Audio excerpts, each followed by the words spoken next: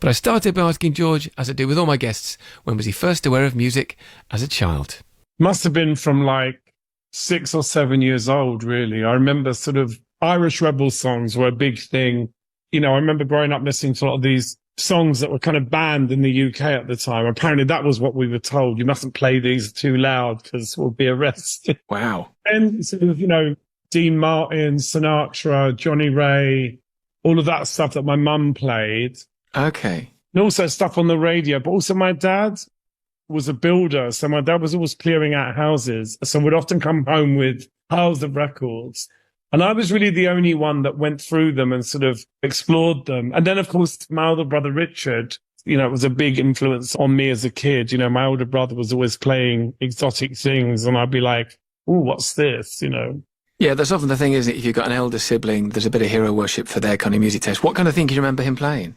Well, that's where I first heard Bowie, The Man Who Sold the World. And, you know, I said this in my book that I used to think my brother was a genius, but it was just allowed out. So it was kind of like access, really, more than genius. It's where I first heard Alice Cooper and Mott the Hoople and, you know, all sorts of things. But then I quickly sort of developed my own taste for music. Well, when I was very, very young, a very young kid, you know, I'd love to say I was into really cool music, but I was just into everything. Irish show tunes, you know, Tom Jones and Dusty Springfield, Sandy Shaw, Lulu, all those sorts of things. You know, I loved voices. Yeah. I never trust it if I interview anyone and they're always like, oh, the first record I bought was Kraftwerk. I'm like, no, it wasn't. It was the Wombles. Be honest. Come on. I always prefer people to be frank about these things. My first 45 is Melanie Alexander Beetle. What's that? Like this crazy song that Melanie recorded about a beetle. What, like a beetle the insect or a beetle the... A little beetle that she put in a box. It's a really strange song. And I listened to it recently and I just thought, what possessed me to fall in love with this song, you know? You mentioned the radio. It's been documented a fair bit about like you seeing Mark Bolan on TV for the first time and that kind of being a huge, impactful moment. Was it really as much of a life-changing thing seeing and hearing Metal Guru? 1000%. I am still a massive Mark Bolan fan. I mean, Bowie and Mark Bolan, to me, equally important. I think that Mark was kind of the undisputed king of glam in a way. And if you go back to sort of early Tyrannosaurus Rex, it was so nutty and so genius. You know, when you're a kid listening to things like Salamander Palagander and Was Born to Be My Unicorn. And then, you know, even later on, you know, just some of the lyrics that Mark Bolan wrote, they were just so brilliant and so surreal and just so nonsensical. It's been a massive influence on me as a writer. One of the reasons why I wrote songs like Church of Poison Mind and Karma Chameleon was because I grew up listening to these T-Rex songs that were, you know, the first thing you saw was a song title. You know, you had to play it. Did you first realise that you had that voice, that you could sing, that you could, like, you know, kids when they're growing up, everyone singing choir, sing at school, but there's having that instrument, isn't there? When did you first realise that, do you think? I think pretty early on, you know, like 7, 8, I was always singing. And people used to say, you've got a lovely voice. I was always like entertaining everyone singing. All those annoying kids. You know? He's off again. Here he goes. Okay, so we've done... first album that you owned, because like a single's one thing, a single's just a brilliant sort of bubblegum fix of a tune, but with an album, you kind of go in deeper, you start to kind of get a relationship with the artist. What was the first album that you really fell in love with? It would have been like Electric Warrior. That was the one, you know, that really kind of blew my mind. And still, I still think it's a great record. Because some records don't wear well. Yeah. There are some things you think, oh, did I really think this was great? And then... I think with T-Rex, there's always like, I always go back and think, oh, I still love this. You know, I still love it as much as I did when I first heard it. Yeah. Can you remember going and actually buying it? Was it one of those Woolworths purchases? There was a record shop in Eltham High Street that was the coolest place in the planet that had listening booths. Go on. I was in there after school listening to records, and the guy was very nice. He really liked me and he would turn me on to stuff. So, have you heard this? And yeah. I remember actually buying a copy of Here, There and Everywhere by Emmylou Harris and breaking it on the way home. But it still played. I still got it somewhere. It cracked right through, but it still played. That was the thing about vinyl. it was quite durable, wasn't it? It was like Yeah. that still played, even though I broke it. What's the first gig that you went to? The first of exciting gig was Bowie at the Lewishmodium, but I think before that, I went to see Medicine Head. Do you remember them? Yeah. Where was that? I think they might have been Greenwich Town Hall. And what do you remember from the show? I remember sort of people like putting their heads on the speakers and, I didn't really know much of their music. It was just I'd heard a couple of songs. It wasn't like going to see Bowie where I knew everything. Yeah. Most of the bands I went to see, I knew every record they made, so with the sort of Medicine Head gig, I knew one song. So it was a bit prog. I remember sort of forcing myself to have a good time. Did you have that thing where you're standing in the audience at those shows, looking at the stage and thinking, that's what I want to do? Always wanted to be on stage from a little kid, really, just thinking, oh, yeah, that's what I want to do. That's where I belong. You knew that even from an early age, that's where you were destined to be. Absolutely. From the moment I got my first pair of tap shoes.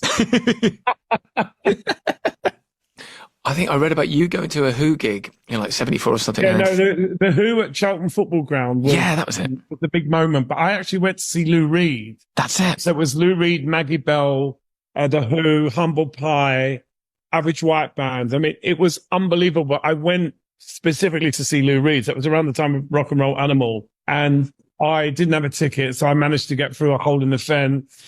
And it was raining, as it always was in those days. I wasn't meant to go, and I wasn't meant to be home by about 6:00. And then I remember leaving as the Who were doing Boris the Spider. And I remember thinking, I'm dead. I'm so getting killed when I get home. But I also felt so liberated, in my sort of soaked flares. I had these flared jeans on that were just rancid, these pair of platform shoes. And I remember just thinking, I'm prepared to be beaten for this. I wasn't beaten, but I was definitely grounded for a few weeks. What was Lou like? Amazing. I mean, it was like, I knew the songs, so I was just in love, and also it was gorgeous. His hair and the leather jacket. And I remember sort of watching interviews of Lou Reed around that time, and the things he said was so outrageous. That great interview where they say, are you a homosexual or a transvestite? He goes, something like, maybe. Met him once at Joe's Pub in New York. So Lou Reed was in the same booth as me with Laurie Anderson, and I was sitting there just going, oh my God, Lou Reed, I've got to be cool. And at the end of the gig, Lou got up. He kind of got up, and this fan walked up and said, oh, can I take a picture? And he was fumbling with the camera, and Lou Reed said to him, anytime this week, which is the line I've used myself, actually. And then he looked and gave me a little wink and laughed and walked off. And that was brilliant, because I didn't speak to him at the gig, but I was sitting there trying not to stare at him, just thinking, oh my God, it's Lou Reed. Oh my God. What Lou tracks should we play at this juncture then? Probably Vicious. What was the first time you were on stage, like first gig that you played? First gig was with Bow Wow Wow. Yeah, that's right. I was pushed on stage by Malcolm McLaren. Really? At the end of this massive gig at the Rainbow Theatre. So Bow Wow Wow did this huge gig at the Rainbow Theatre in Finsbury Park, and they had like a fairground. It was like huge. It was the biggest, trendiest gig ever. And Malcolm decided that in the encore, instead of them going back on, I'd go on instead of Annabella. So I was pushed on stage, and I sang this song called Cast Iron Arm by Peanuts Wilson. I'm actually thinking of re-recording it. It's so hilarious. This mad rockabilly song. Don't mess with me, 'cause I got a cast iron arm. It was like the stupidest thing ever. I think Malcolm was just trying to be funny. But, the booing and the shock of me just walking on stage. What a first gig, though. I know, they were like, who's this guy?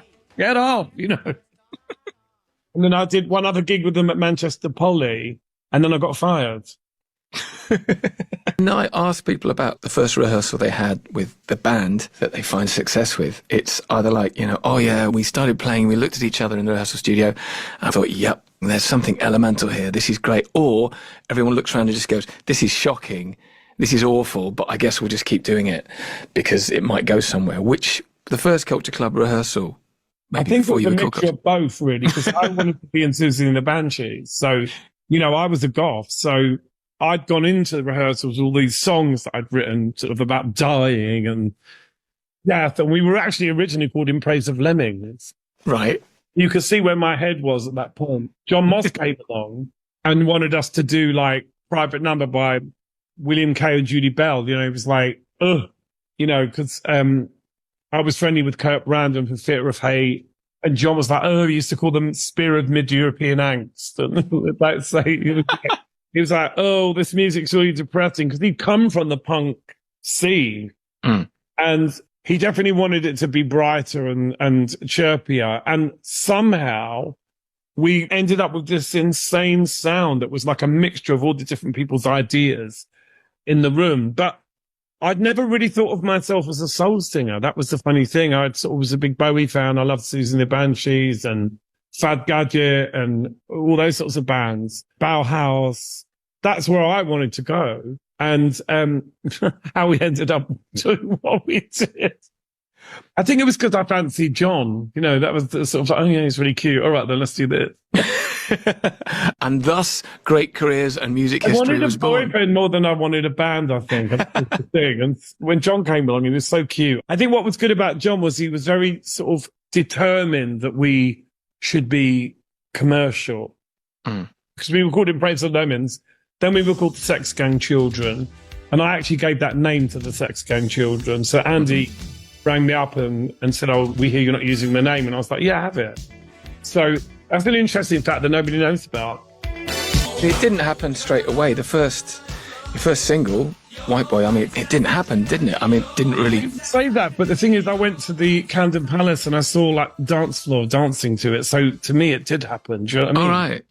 I mean, it didn't happen in terms of being a hit in the Matrix, of course not. But to me, I've never made a record. Suddenly I had this record and I went to the Camden Palace and I saw the DJ playing it and people were dancing to it. And I was like, oh, it was so exciting. So for us, I think we sold about 8,000 copies, which felt like huge. Do you know what I mean? When you're sort of little kid from Woolwich, we didn't know about success and charts and, you know, so obviously in hindsight, people said it was a flop. But to me personally, it was like, people have bought this record, you know, there's people that dancing to it. So, you know, it was humble beginnings really. And then the second single, I'm Afraid of Me, similarly, you know, I always felt like that should have been a hit. And then it was, you know, Do You Really Want to Hurt Me, which was the song I didn't want to put out. I was the one that was like, no, this is too slow. You can't dance to it. It's depressing. It's personal. But then the sort of reggae thing started to creep in because I loved reggae as well. The reggae thing was the deciding factor on the sound that we started to make. And then we started to explore the soul thing because I loved Gladys Knight and the Pips. I loved the stylistics, but I also loved all my goth stuff. I mean, I'm a Gemini. I like everything. There's nothing I don't like, really. I just don't like anything rubbish. So, I mean, how well can you remember that first Top of the Pops appearance where the world shifted on its axis a little bit? I remember the night before we got a phone call saying, do you want to be on Top of the Pops? And we were like, oh my God. It's like, yes. And I think I was awake all night, kind of just planning what I was going to wear, laying clothes on the floor in my little flat in St. John's Wood, going, what about this? What about this? And I remember sort of sitting and doing my plaits with the ribbons. And I remember deciding to wear bare feet because I love Sandy Shaw. So I thought I'm going to go with no shoes and socks on because she did that on Ready, Steady, Go. It was a really, really exciting, kind of thrilling. I mean, Top of the Pops was sort of like what I watched every week religiously. I was like glued to it. And the Sunday chart, I would walk around the streets with the transistor radio to my ear, listening to the chart rundown. So being on Top of the Pops was everything. It was like, oh my God, we're basically superstars. Well, this is it. I kind of think that, and it's obviously nice being such a Bowie fan, that like Bowie had that kind of Starman moment on Top of the Pops that really shifted things for people. And your performance kind of did a similar thing. It's kind of a nice sort of duality there between both those moments, because lots of people talk about that Do You Really Want to Hurt Me performance and how it changed things for them in a very real way, just like that Starman performance did. Yeah, I think it was unconscious though. It was just really me sort of naively just thinking, that's what you do on Top of the Pop. Because that's where I saw all my favorite bands, you know. And Top of the Pops was really a place where you got your information about fashion about the bohemian world of rock and roll. So it just felt like I knew I had to do something that was like different to everyone else, you know. Can you remember like the following morning? Because this is, if you picture it in your mind as being like, okay, we do this performance, it goes out Thursday evening, sorry. The following day, I guess the world was different from. But in those days, I used to walk around. I was always dressed like that. That wasn't just for TV. Yeah, life changed instantly. It was like I went into a department store to get some makeup, which in those days was a guy going up to a makeup counter in a department store. It was just, you know, it was always complicated, you know. And I remember sort of being with Phil Pickett, who was our keyboard player who was in that band Sailor. So he'd been through the 70s fame thing. And we walked into this department store in Scotland and I got mobbed by these housewives. And they're like, oh, come on, telly. Oh, I love your song. And Phil said, that's it. You're done with anonymity. That's it. And I was like, okay, whatever, you know. How do you think you cope with it? To begin with, it was fantastic because it was an unknown world. It was like, you don't know what's going to happen, you know, and I would make sure everyone could see me all the time. But then what happens is you start to get anxious about it. I remember at that point, everybody was trying to find photographs of me without my makeup on. So a lot of my friends were like selling photos of me to the tabloids looking disgusting and, you know, with no makeup on. And right now, at this point in my life, I can't believe I cared because now I really don't care. You know, I mean, I love dressing up, but I also walk around like a tramp a lot of the time. And, you know, I don't mind if people come up to me, but in those days, it was like, oh, I have to look a certain way. I took it more seriously. You know, it was like a real pressure that I put on myself. It's really only in the last 10 years that I've really started to enjoy being me. Boy George isn't a sort of third party character. It is me, but people treat me differently when I'm dressed up. And I have to accept that that's just part of the process. But I have more fun with it now because I see it for what it is. I just enjoy it. I'll actually say it on stage. I say it. I love being Boy George. You broke the US, you broke America. Now, like, you know, working class kids from the UK, from Woolwich, like, aren't supposed to do that. Not to the scale. That doesn't happen. It's very, very rare. It's still rare for a British act to break it. And there's famous and there's 80s in America famous. It's a whole different scale. Yeah. Again, I think it was because we weren't trying to conquer America. I mean, I wasn't consciously trying to conquer anywhere. And I went to New York completely naively, you know, just thinking, oh, yeah, it's going to be like England, you know. And, you know, obviously, when we turned up in New York in 82 or 83, it was like a spaceship had landed. Because the way we looked and the way everybody else looked, everybody looked like they were in Cheers. You know, it's wide lapel jackets, big collared shirts. It was still quite 70s.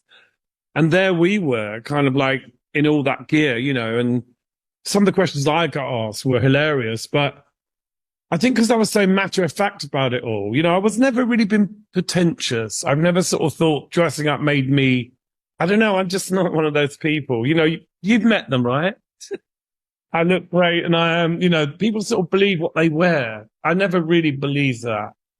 I always knew I was George from Elton. I always knew that what I wore was provocative. It was deliberate, but I also quite enjoyed being very kind of matter of fact about things. And I think that was the thing that people sort of looked at me and thought, oh my God, what's this? And then I opened my mouth and I was quite ordinary.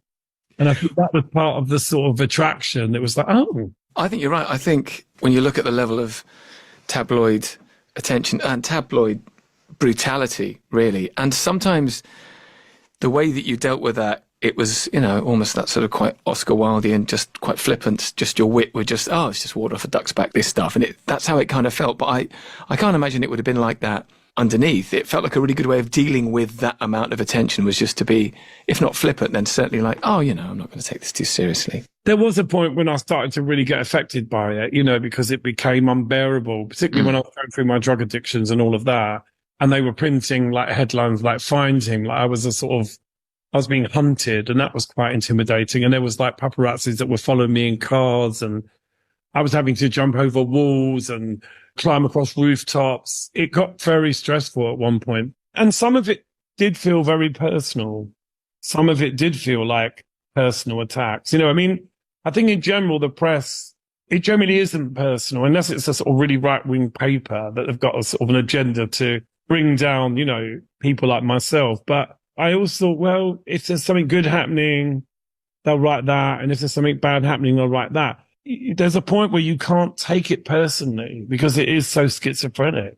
Because who do you listen to? Do you listen to the people saying you're awful, or do you listen to people saying you're amazing? Somewhere in the middle, there's a kind of sanity place that you can go, well, I'm kind of both. We mentioned Bowie a couple of times as he had such an influence on you. As you must have met him a bunch of times. What was he like? He was beautiful. Of course he was. Very kind to me. I mean, I know he could be a number. I've heard stories where he could be quite difficult, but I kind of went into every meeting with him as such a fan, and he knew I was a mad fan. And in fact, he remembered meeting me before I was famous, because I did a internet chat with him in the 90s. And I said, oh, we've never met. And he goes, oh, I've met you. He goes, I remember meeting you at the Blitz. What? I mean, obviously I was quite striking looking at that point. I was, I had hair shooting up, 4 feet off my head, and I was wearing kimonos, and, so he remembered me, and I was amazed by that. And wow. When I actually sort of spent quality time with him, he was super charming and just very sweet. I remember having dinner with him in New York, and I took one of my best friends, Michael Cavadias, with me. He's also a nutty Bowie fan. And he was so nice to Michael. He just made everyone feel really welcome. And he was very flirty and funny and charming. And he was just everything I wanted him to be. He couldn't have been nicer.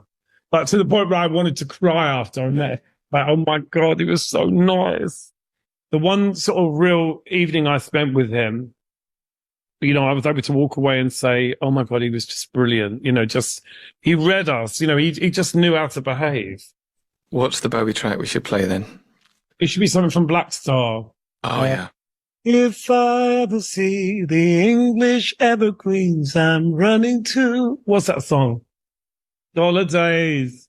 Yeah, I mean, listen, the Black Star album, I got that and I was flying to America and I had it on headphones on the flight. And I remember the stewardess coming to give me some tea and I was sobbing like in a pool of tears by the end of listening to that record, because it was I think it was the most emotional record that Bowie ever made, because he knew he was dying. So many things in it that just hit me as a fan, the lyrics, just everything about it. And when I first heard, there was some tracks from that album. There was that song called Sue that came out a little bit before the album, and I couldn't get my head around the rhythm of it. I just couldn't get it. I was like playing it, and what is this? What is this? But by the time the album came out, I'd sort of acclimatized to that groove, and I was like, this album is so good. And so, yeah, I just remember listening to it and just sobbing and sobbing and sobbing. He was so much a part of our lives, and, for me, so instructive on who I became and what I wanted to do. I mean, I've actually been called in Q magazine the Hampstead Bowie, wannabe Hampstead Bowie, and I don't take that as an insult. I think it's a good thing to want to be. Going back to Culture Club, when was the first moment when you thought, this is done, it's gone as far as it can? We sort of never really broke off. We just stopped speaking to each other for like periods of time. But we never really officially sort of said it's over. We just fell out. And it's really difficult to escape people that you've created something monumental with. Yeah. It's like having kids with someone. And it's really impossible to just walk away and never speak to those people again. But I think every day in Culture Club, at the height of the band's success, because I was having this awful relationship with John, it just made everything unpleasant. There wasn't really a lot of fun to be had, because I was always upset about something John had done, or I was jealous, or whatever it was. And, the songs were a kind of diary to what was going on in my head. I mean, I'm rewriting Taboo at the moment, and one of the things I wrote was, I wish I'd been more radical. Falling in love is so old-fashioned. Because when I think back, I should have been much cooler and more indifferent. I should have slept with more people, because I had boys throwing themselves at me, but I just wanted a boyfriend. So I really was quite shockingly unradical in some ways, and I, obviously nowadays it would never happen. But then it was like such driving force to what I was doing. And anytime he upset me, I wanted to write a song about it. But, one great thing John did say to me in the sort of middle of all that madness, I remember playing in a song and saying, "Oh, it's about you." And he went, "All your songs are about yourself." They are. They're about me, because they're about my attempts to manage whatever I had been taught about relationships from my parents. Can you remember first thinking, if I don't address my substance abuse issues, this is not going to end well? Was there a moment? Was there that moment of clarity? I don't think there was. I think, right. Like all addicts, I just thought, I'm fine. I'm just being ridiculous. I'm fine. I can handle it, and it was really other people that kind of forced me into a corner. It was the press. It was the band. It was my family. I was kind of like a fox in the headlights at one point. There was nowhere to run. There were paparazzis outside my flat and cars. I couldn't go and score anyway, because everywhere I went, people were selling stories and taking photos. So it almost became impossible to leave the house. And eventually, like most things in my life, it was kind of accidental that I got clean, just like it was accidental that I got famous. I read stories about Courtney Love, like writing these lists about what she's going to do. Like, I'm going to become famous. I'm going to do this. And I never really did that. In the early days, I was obsessed with having a relationship. I wanted a boyfriend. So that was really all I cared about. And being on the road meant I was with John. So that's why I loved being on the road. And one of the reasons why John hated it. He never wanted to tour because he had to put up with me. And it was one of those mad things of Culture Club, because the thing that drove the whole thing was the thing that destroyed it as well. You mentioned Taboo earlier. Can you remember the opening night, which I believe was January the 29th, 2002? Because that would have been quite an experience seeing, obviously the amount of work it takes to do a production like that, but also something so personal. Yeah, I remember before we opened seeing Matt Lucas playing Lee Bowery for the first time in full costume and just freaking out, because I'd seen Matt on Shooting Stars. Yeah. I just went into the production and was like, do you know what? Why don't we get Matt Lucas to play Lee Bowery? He kind of looks like Lee. And it happened. I don't know how it happened, but it did.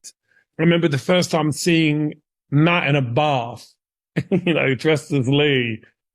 Just thinking, oh my God, this is so exciting. And obviously the young kid that played me, Ewan Morton, was so good. Like, he had the most beautiful voice. And even though he was short, there was something about him that was reminiscent of me, weirdly. There's something about the kind of makeup process, because even when the BBC did Worried About the Boy, Douglas Booth played me, and he's a really handsome, suave movie star, but somehow with a yellow face and arched eyebrows, he looked exactly like me. There's something about that makeup and the sort of costumes that transform almost anyone, apart from Ronnie Corbett. and also Serge Gainsbourg dressed up as me. What? It's the most shocking thing ever. I've got to go Google that now. I loved him, and I met him a few times, and I was so embarrassed when I saw this. I was like, oh my God, what are you doing? Because he was quite drunk, and it wasn't complimentary. But in general, that kind of look really transforms people into me. It's quite mad. Well, it even does that to me. This Is What I Do, 2013. That record, people called it a comeback. I think it was the one that really reminded people what you were capable of as a musician, that record. Yeah, I remember doing it. I remember going on the road with that album. I took a 12-piece band to America. It cost me money to do the tour. I didn't make any money, but for me, it was reputational. It was like really important that I went out and said to people, this is what I actually do. You know, we played like really interesting, small little clubs. It wasn't like the 80s. It was really downbeat and edgy and exciting. And, a lot of people still say to me those gigs were some of the best gigs they ever went to, because it was such a break from what I'd been doing, The film, I believe there is the film. Is this right? Is this the big... There's talk of the film. Yeah. What can you tell me about the talk of the film? Well, what's been discussed is about me and Marilyn, using that as the kind of root of it. It's almost like the divine feud. Okay. Which actually could be quite interesting, because There is a really interesting thread in our relationship from the 70s right through to now, even. You know, without, I don't want to highlight too much of what she gets up to these days, but there is this strange connection. And when I was asked about our relationship, I remember that my dad sent a dead pigeon to Marilyn in the 80s.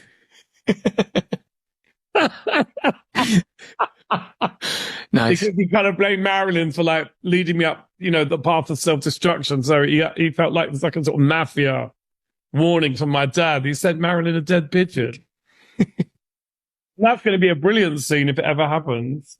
But it might happen. The talk is big. Yeah. And the final thing we always ask everybody is to pick the final song that we'll play. What final song shall we finish on? It can be anything you want. Where should we end the show? Ooh, there's loads. I think if I was going to play one song, it would be Free Money by Patti Smith. Why that song?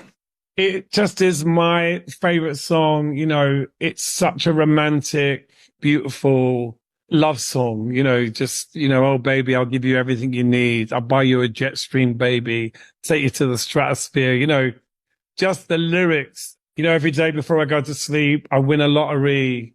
You know, it's all about giving someone everything. I'm a massive Patti Smith fan. And in fact, I met her once. I went up to her in a restaurant and I was like, I never do this. I'm so sorry, but I love you. And she was like, and I said, I'm Boy George. And she goes, wow, when did you grow a beard? And I said, I've had it for a few years. She goes, you're really handsome. And I was like, oh! Free Money by Patti Smith. Then that's the song we're going to play. Thank you so much. It's been really lovely to talk to you, sir. Thank you. You can do this. You can do this. Let me help you get through this. I do this. You can do this.